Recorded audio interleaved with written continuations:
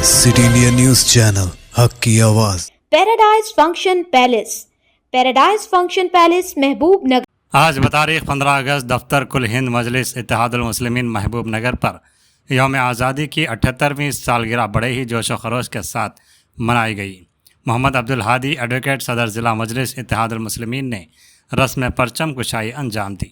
इस मौके पर मेहमान खुसूसी जाबिर बिन सईद अल जाबरी कोऑर्डिनेटर इंचार्ज मुत्तहदा ज़िला Mahbubnagar, Maqsood bin Ahmed Zakir advocate secretary Majlis Ittehadul Muslimeen, Syed Sadatullah Hussaini councillor floor leader सदर टाउन मजलिस, काउंसलर बल्दिया Mushtaq Rasheed deputy floor leader Majlis, Muzammil Mohiuddin councillor Majlis, Mohammed Mahboob councillor, Mohammed Jahangir Qadri साबिक़ा काउंसलर, वहीद सना मोहम्मद इलियास मुजाहिद, मजलिसी youth leader Mohammed Farooq Ali, Mohammed Abdul Samad, Mohammed Farid nice, Mohammad Abdul Aleem Siddiqui, Mohammad Abdul बारी सज्जू पहलवान, वाजिद अली अब्दुल वाहिद कुरैशी, मोहम्मद अब्दुल माबूद के अलावा दीगर मौजूद थे।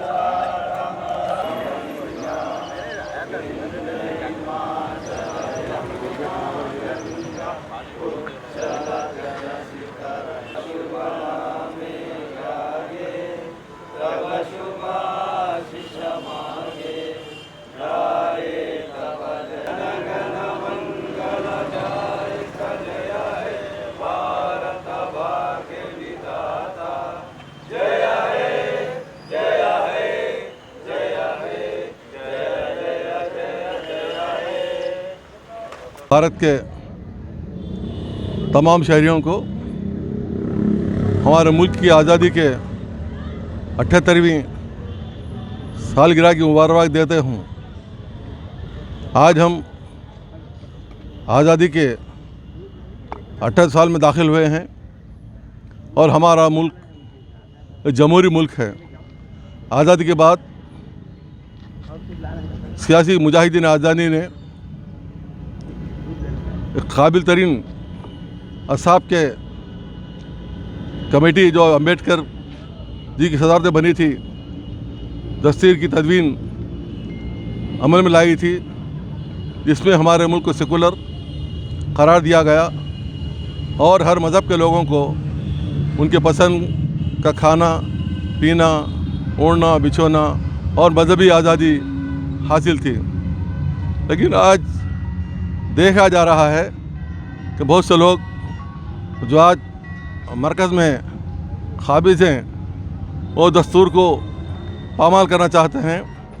इस सिलसिले में बहुत से सेकुलर अहसाब बैरिस्टर साहब के हमरा दस्तूर की हिफाजत के लिए ठहरे हुए हैं।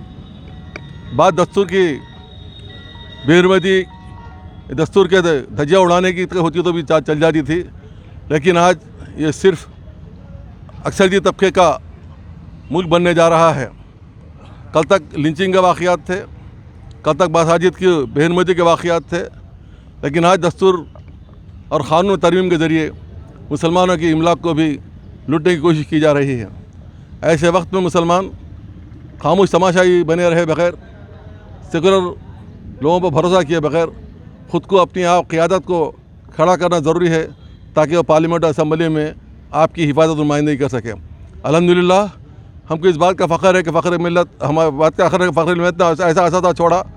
सारा मिल्लत के असदुद्दीन अवैसी साहब नकवी मिल्लत के अकबर साहब बैरिस्टर साहब के नाम से कि वह आज पूरी मुल्क में मुसलमानों ने हिंद की खिदमत कर रहा है।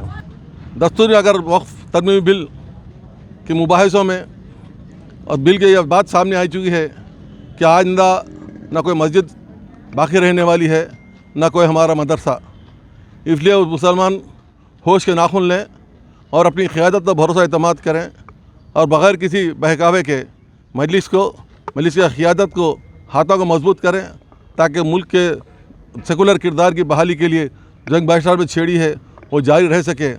اور آج ہم عہد کرتے ہیں کہ ہم بھی اس ملک کی آزادی کے بعد جو دستور بنایا گیا ہے، دستور کی عمل آوری کے لیے جو بھی آواز اٹھے گی مجلس کی جانب سے، اس آواز کو لبیک کہیں گے. انشاءاللہ دستور کی حفاظت کر کے رہیں گے اور غاصبوں کا غصبہ ہٹا دیں گے. انشاءاللہ تعالی ہماری کامیابی ہوگی. محبوب نگر مجلس کے دفتر میں یوم آزادی منائی گئی 78ویں. تمام ہندوستان کے عوام کو مبارکباد پیش کرتے ہوئے ہم یہ چاہتے ہیں، جیسا کہ آپ جانتے ہیں کہ پچھلے 10 سالوں میں جو حکومت بیٹھی ہوئی ہے اس نے نہ صرف مسلمانوں بلکہ اقلیتوں کے کئی طبقوں کو یہ احساس دلانے کی کوشش کر رہے ہیں کہ یہ جو ہے ملک سیکولر نہیں رہا. لیکن کیونکہ جناب بیرسٹر اسد الدین اویسی صدر محترم جیسے لوگ آج بھی پارلیمنٹ میں ہونے سے وہ لوگوں کی جو کوششیں ہیں وہ ناکام ہوتی جا رہی ہیں اور آگے بھی اس کو ناکام کرنا ہے. جیسا کہ وہ لوگ پہلے ابھی جیسا بتائے کہ بھائی ماب لنچنگ وغیرہ کے تحت کر رہے تھے، اب وقف کے املاک کے اوپر وہ لوگ حملہ کرے ہیں. یہ جتانا چاہ رہے ہیں کہ یہ ملک میں صرف یعنی اقلیتوں کا کوئی کردار نہیں ہے، جبکہ آپ جانتے ہیں کہ اس آزادی میں ہزاروں علماء، ہزاروں مسلمانوں نے اپنی قربانیاں دی ہیں. اس کے بعد جا کر یہ آزادی ملی ہے. ہمارا حق اس ملک سے کبھی وہ ہٹا نہیں سکتے، نہ کبھی ہمارے کو یہ احساس دلا سکتے ہیں کہ ہم دوسرے درجے کے ہیں. ہم ہمیشہ سے اس ملک کے برابر شہری ہیں، سب کے برابر ہمارا حق ہے اور ہم حق جو ہے نا لڑ کے لے سکتے ہیں. تاکہ آپ لوگ اس بات کو غور کریں اور آنے والے وقتوں میں مجلس کے ہاتھوں کو مضبوط کریں اور ہماری قیادت کو اور تقویت دیں تاکہ وہ پارلیمنٹ اور اسمبلیوں میں اپنی آواز اٹھا کر اقلیتوں کی حفاظت کے لیے کام کریں اور اپنے حقوق کے لیے لڑتے رہیں. اور جیسا کہ آپ جانتے ہیں پچھلے دنوں میں اوقاف کا جو بل آیا تھا اس کے لیے بھی جس طریقے سے بیرسٹر صاحب نے، اسد الدین اویسی صاحب نے جو آواز اٹھائی ہے، اس کے بعد وہ مجبور ہو گئے کہ وہ جوائنٹ پارلیمنٹری کمیٹی کے تحت دیا جائے.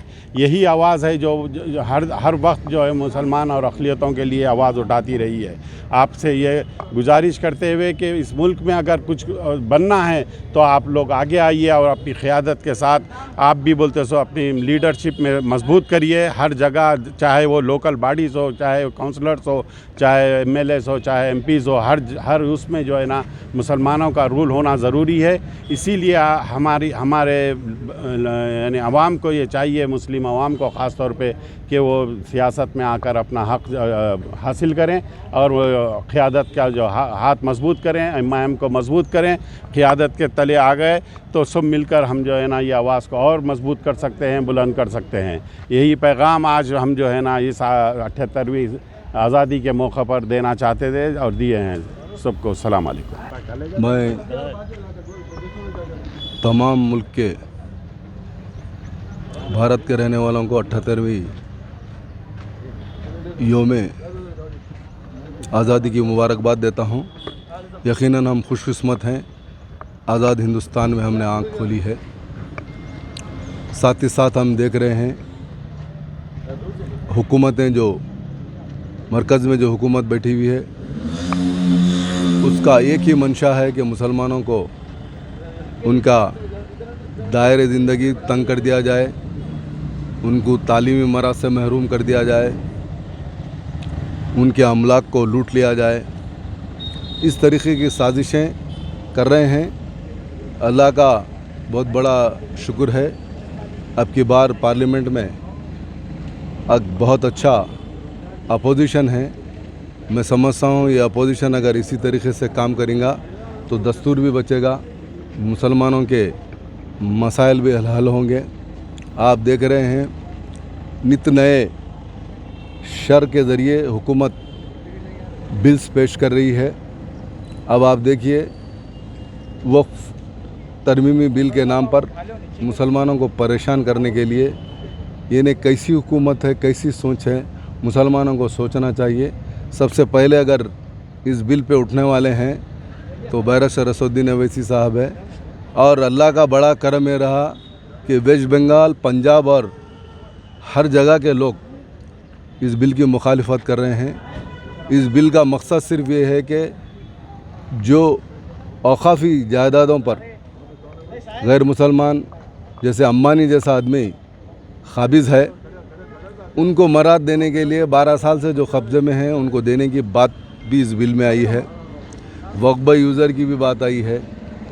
और सबसे बड़ी तमाशे वाली बात यह है कि यहाँ इस कमेटी में, इस बोर्ड में हिंदुओं को भी, 2 हिंदुओं को भी जगह फराहम करने की जो बात की जा रही है वो नाकाबिल बर्दाश्त है, नाकाबिल कबूल है। इन हालात में अक्सर सालार कहा करते थे कि हुकूमतों को अगर झिझोड़ना है तो क़ानून साजी इदारों में हमको जाना है। हमको विलेज लेवल से लेके दिल्ली तक हमको हमारी क़यादत को मजबूत करना है।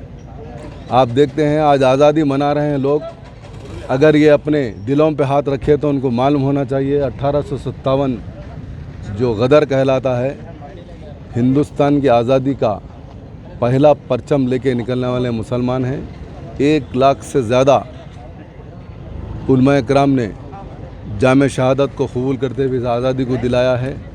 रेशमी रुमाल की बात है या जितनी भी तहरीकें चली हैं सब मुसलमानों की तरफ से की गई हैं और उनको भी हम हमारे आने वाली कौम को ये बतलाना चाहिए कि यकीनन हिंदुस्तान की आज़ादी, अगर हम आज़ाद हैं तो इसमें मुसलमानों का बहुत बड़ा किरदार रहा है।